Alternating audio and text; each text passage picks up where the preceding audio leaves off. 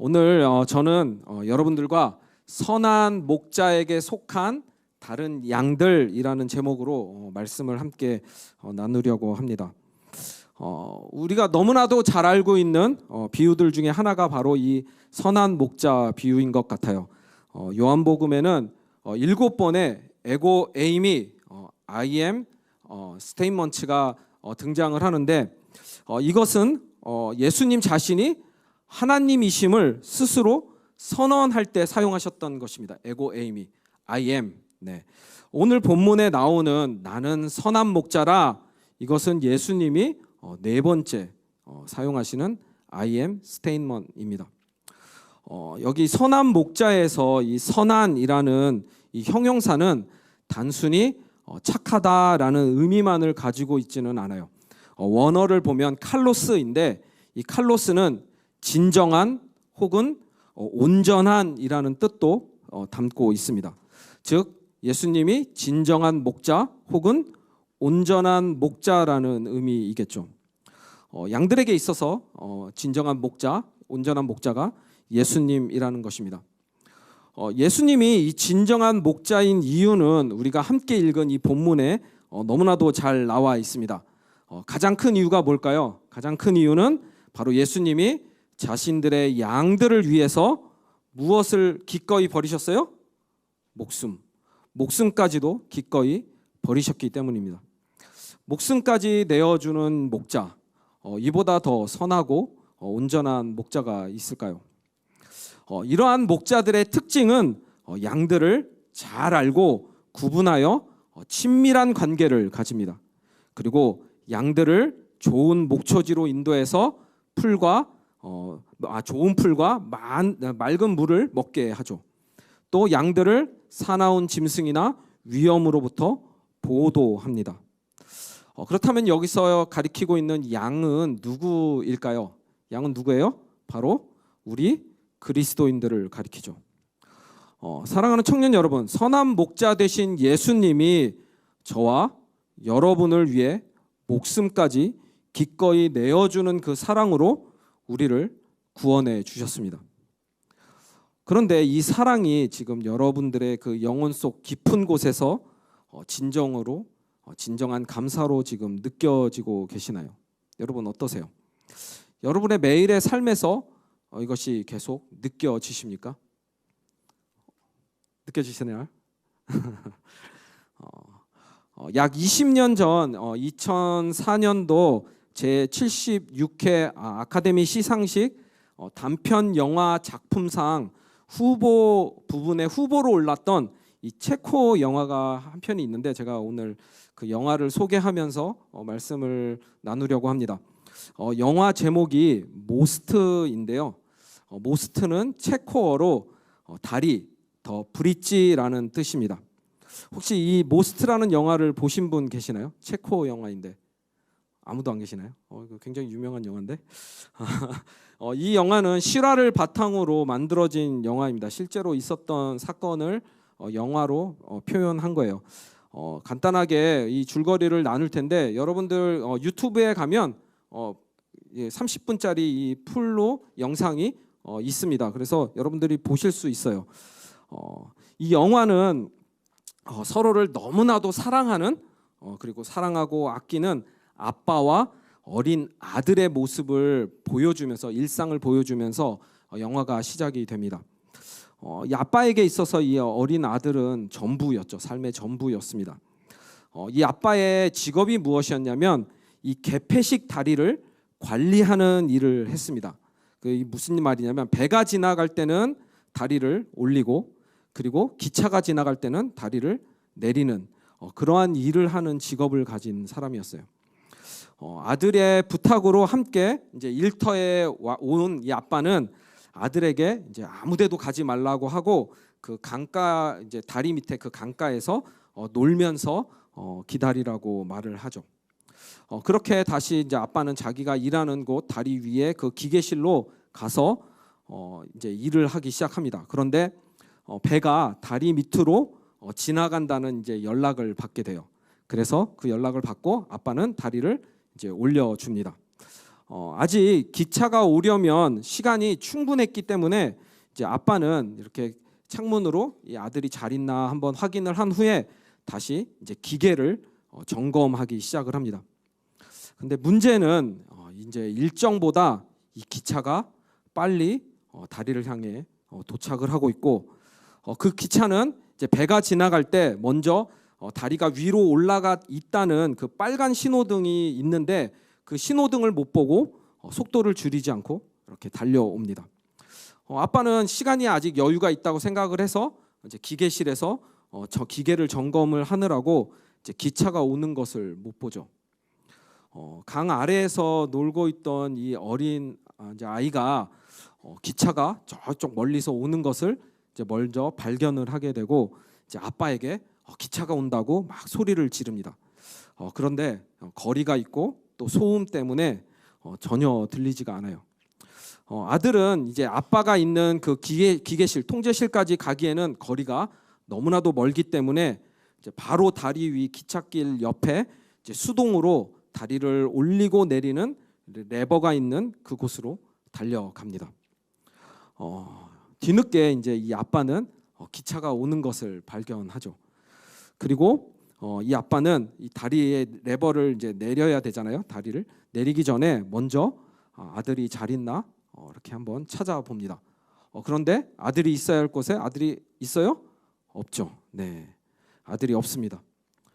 그러다가 이제 아빠는 이렇게 찾는 거예요. 이 레버를 내리기 전에 먼저 아들을 찾는데 그 순간 무엇을 보냐면 이 아들이 그 다리 위 그 수동으로 개폐하고 레버를 내리는 그곳에서 이렇게 엎드려서 그거를 당기려다가 그 다리 속으로 아들은 빠지게 됩니다. 자, 이제 이 짧은 시간, 긴박한 시간 안에 기차는 다가오고 이 아빠는 이제 결정을 내려야 할 시간이 점점 오는 거예요. 만약에 이 레버를 당기면 기차는 안전하게 지나가겠지만 이 다리 속에 빠진 아들은 어떻게 됩니까? 기계에 눌려서 죽게 되는 거예요. 그렇다고 레버를 안 당기면 아들은 살릴 수 있지만 수많은 기차한 사람들은 이제 강 아래로 떨어져 죽게 됩니다. 이 아빠는 이제 울부짖으면서 이 레버 이거와 다리를 아들이 빠진 그곳을 번갈아 보죠. 이 아빠는 그 짧은 시간에 어떠한 결정을 했을까요? 아빠는 하나님의 이름을 부르짖고 절규하면서 그 떨리는 손으로 결국 레버를 당겨서 다리를 내립니다. 그리고 이제 통제실에서 뛰어내려온 이 아빠는 이제 그 기차가 이렇게 옆을 지나가는 그 가운데 이제 절규를 하죠. 하지만 이 기차 안에 있는 승객들 그 누구도 그 어떤 한 사람도 본인들에게 어떠한 일들이 지금 일어나고 있었는지 아는 사람은 단 한 명도 없습니다. 여러분이 만약 그 열차 안에 있었다면 그리고 한 아버지가 어린 아들을 희생하여서 여러분들을 살렸다는 그 사실을 알았다면 여러분은 그 아버지에게 어떠한 마음을 가졌을까요? 우리는 너무나 연약한 존재들이라 쉽게 예수님의 목숨까지 내어주신 이 사랑을 잊어버리며 살아갑니다. 마치 양들 같죠.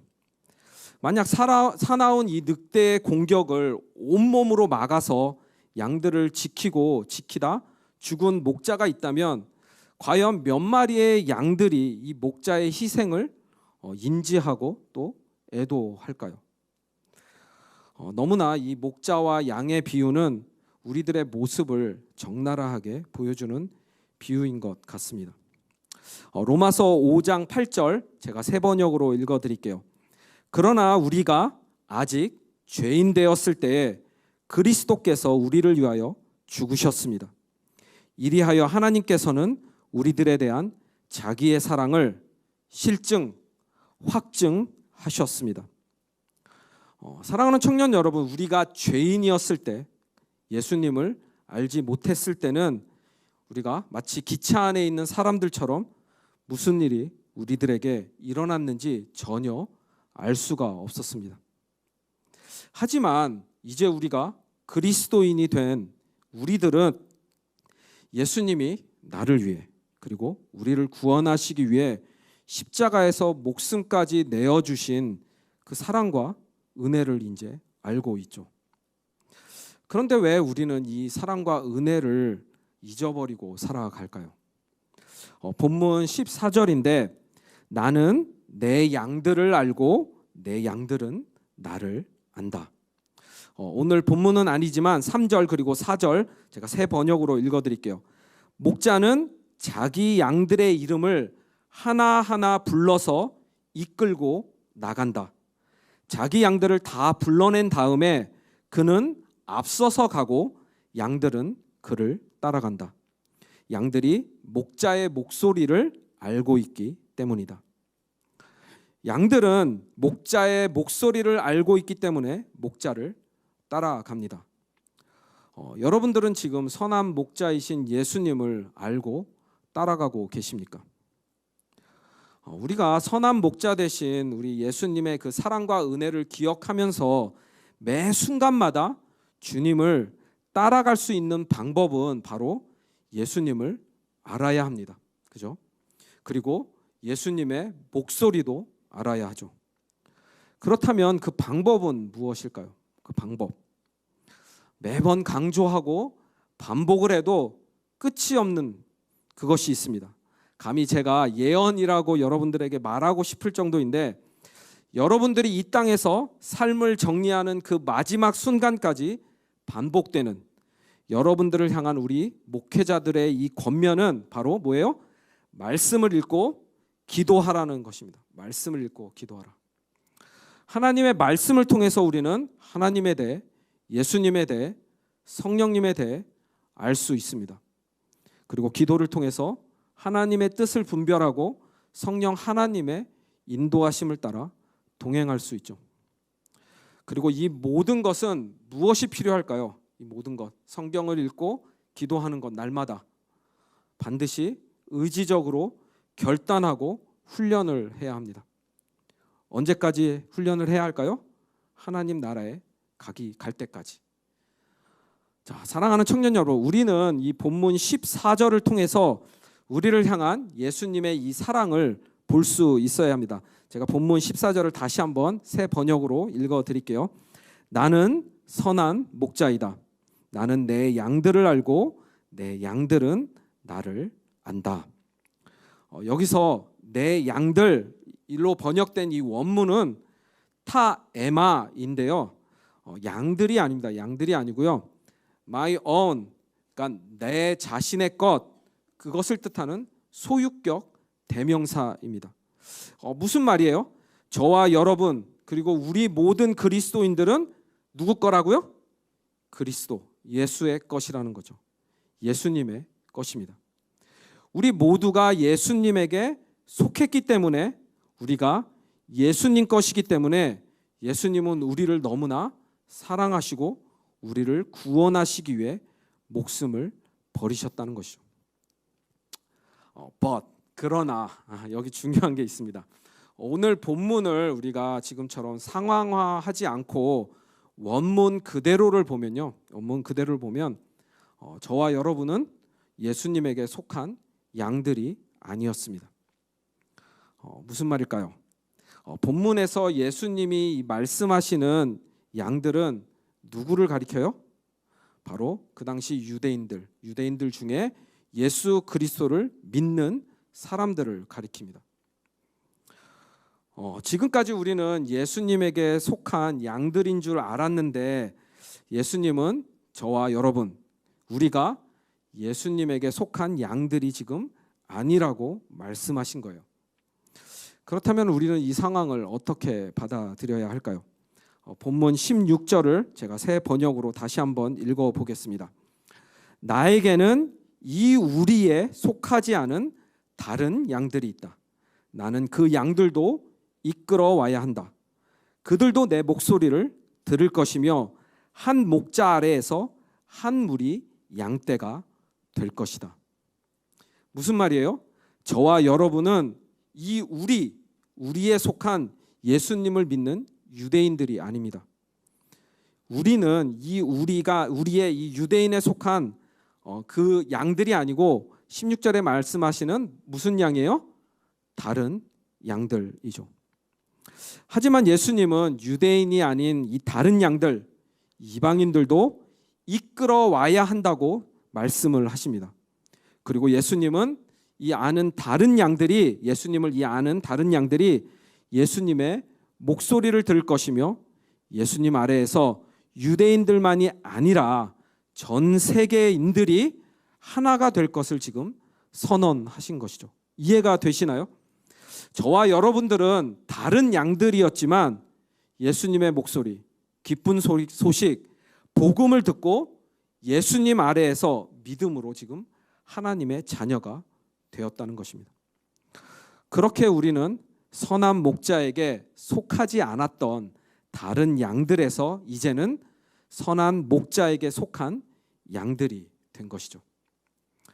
에베소서 2장 12절, 13절, 19절입니다. 제가 읽어드릴 테니까 집중해서 잘 들으시기를 바랍니다. 그때에 여러분은 그리스도와 상관이 없었고 이스라엘 공동체에서도 제외되어서 약속의 언약과 무관한 외인으로서 세상에서 아무 소망 없이 하나님도 없이 살았습니다. 여러분이 전에는 하나님에게서 멀리 떨어져 있었는데 이제는 그리스도 예수 안에서 그분의 피로 하나님께 가까워졌습니다. 그러므로 이제부터 여러분은 외국 사람이나 나그네가 아니요 성도들과 함께 시민이며 하나님의 가족입니다. 예수님은 유대인 양들만을 위해서 목숨을 버리신 것이 아니라 저와 여러분 다른 양들을 위해서도 목숨을 기꺼이 버리셨습니다. 십자가에 흘리신 예수님의 피로 우리는 하나님의 가족이 되었습니다. 저만 가족이 되었어요? 아니죠. 우리 모두가 전 세계의 모든 그리스도인들이 한 가족, 형제, 자매가 되었습니다. 영화 이야기로 다시 한번 돌아가 보도록 할게요. 아들의 이 죽음에 절규하는 이 아버지 옆으로 이제 기차는 지나갑니다. 그러면서 카메라는 이제 기차 안을 보여주죠. 그 안에 있는 그 어떤 사람도 한 아이의 죽음과 어린 아들을 잃은 이 아버지에 대해 전혀 알지를 못합니다. 평범한 기차 안의 모습이죠. 친구들과 이야기를 나누는 사람들, 키스를 하는 연인들의 모습, 일터에서 집으로 돌아가는 피곤에 지친 사람, 시련을 당해 슬픔에 잠긴 사람, 즐겁게 노래하는 사람들, 화장을 고치는 사람, 어린 소녀와 엄마의 모습 등이 이 절규하는 아버지 그리고 죽은 아이가 누워 있을 그 다리 위 풍경을 교차하면서 보여줍니다.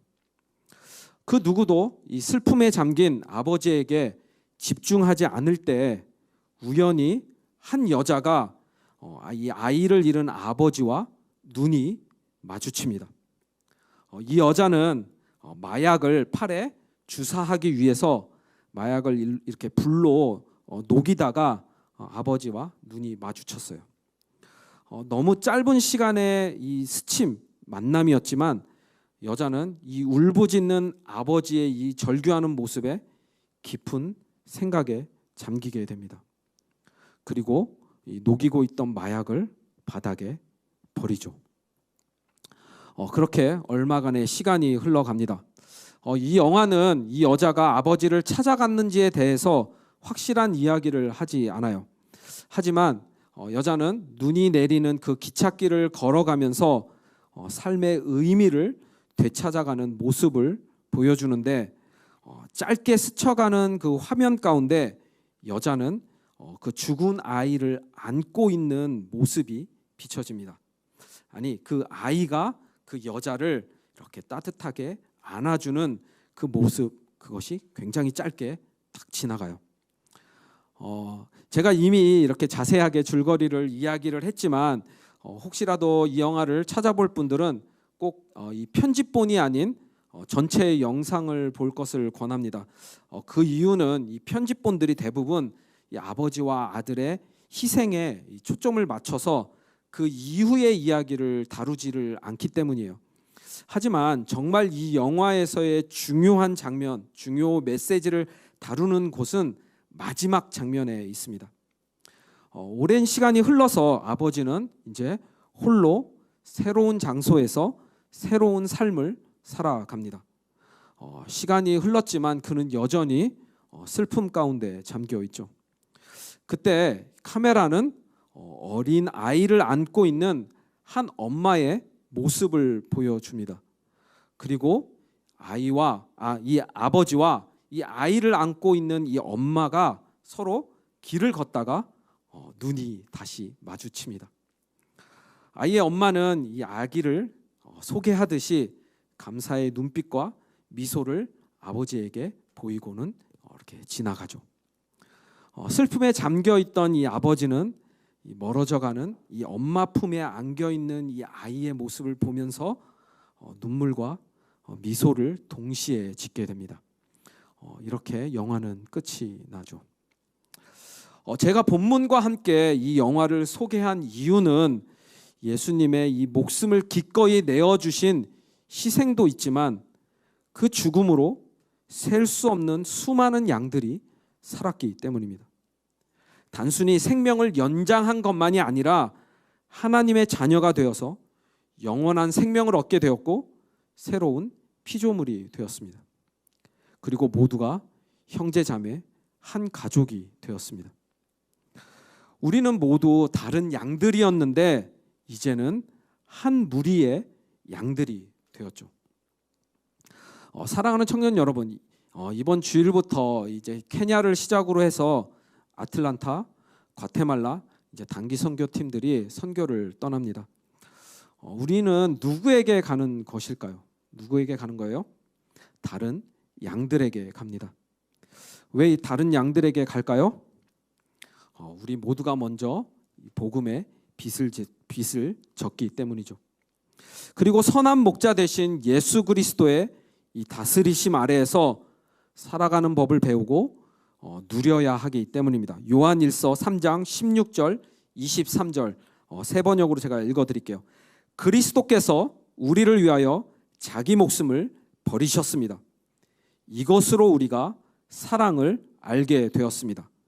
그러므로 우리도 형제 자매를 위하여 목숨을 버리는 것이 마땅합니다.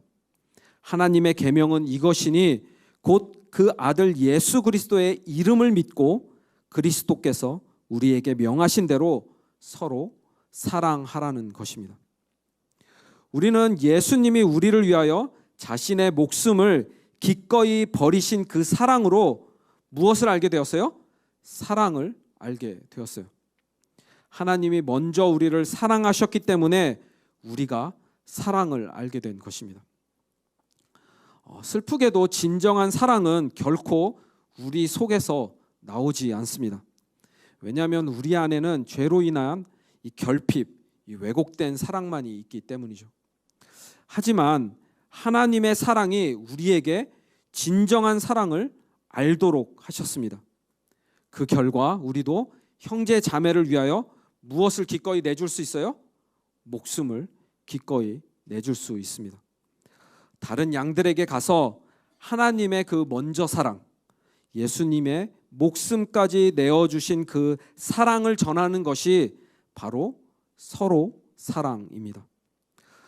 단기 선교팀이 이 각 선교지에 가서 해야 할 사명이 바로 이것이죠.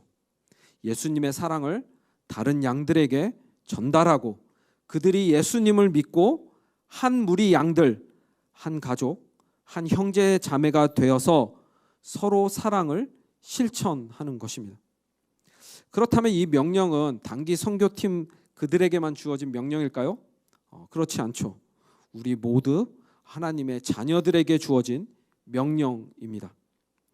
우리 한번 주위를 둘러볼까요? 주위를 한번 둘러봅시다. 여러분의 형제 자매, 우리는 뭘 하시라고요? 한 가족입니다. 한 가족. 형제 자매를 위하여 목숨을 기꺼이 버리기까지 사랑하는 것은 무엇이에요? 우리 그리스도인에게 당연한 것입니다. 당연한 것. 예수님이 나만을 위해 목숨을 내어주신 것이 아니라 우리 모두를 위해 목숨을 내어주셨다는 그 사실을 기억해야 합니다. 예수님은 이곳에 모인 형제 자매를 위해 그 목숨을 기꺼이 내어주시면서 사랑하셨습니다. 예수님의 그 형제 자매를 사랑하셨다는 그 진리가 바로 우리로 하여금 서로 사랑을 하게 만들죠. 말씀을 마무리하도록 하겠습니다. 이 마약에 중독되어 쾌락만을 추구했던 여인은 목숨까지 내어주는 이 사랑을 받았습니다. 새로운 삶을 얻게 된 이 여인은 이제 사랑하는 가정을 이루고 엄마가 되었습니다. 그 여인에게 그렇다면 그 가족은 어떠한 의미였을까요? 어떠한 의미일까요? 자신의 목숨까지도 기꺼이 내어줄 수 있는 전부일 것입니다. 예수님은 우리를 구원하시기 위해 십자가에 목숨을 기꺼이 버리셨습니다. 그 사랑으로 우리를 하나님의 자녀, 한 가족, 공동체가 되게 하셨습니다. 우리는 하나님의 자녀이고 그리스도의 몸이며 또한 한 가족입니다. 성령 하나님은 우리를 평화의 띠로 묶어서 하나됨을 힘써 온전히 지키도록 우리를 도와주실 것입니다. 사랑하는 청년 여러분, 우리에게는 특별한 사명이 주어졌습니다. 바로 예수님에게 받은 이 먼저 사랑을 다른 양들에게 전하는 것입니다. 그들이 복음을 듣고 예수님을 믿어 한 무리, 한 가족이 되도록 서로 사랑하는 것입니다. 형제 자매를 위하여 목숨까지도 내어주는 그 서로 사랑을 하는 것이죠. 이 시간 서로 사랑하기를 결단하십시오. 우리 안에는 진정한 사랑이 없기 때문에 이 예수님의 사랑을 의지하여서 서로 사랑하기로 결단해야 합니다. 사랑은 결단으로 시작을 하고 오래 참음으로 유지가 되며 지혜로 성숙해집니다. 이 서로 사랑을 배우고 실천하시기를 바랍니다. 성령 하나님과 동행하며 날마다 이 서로 사랑하기를 결단하는 저와 여러분들이 되시기를 주님의 이름으로 간절히 축복합니다.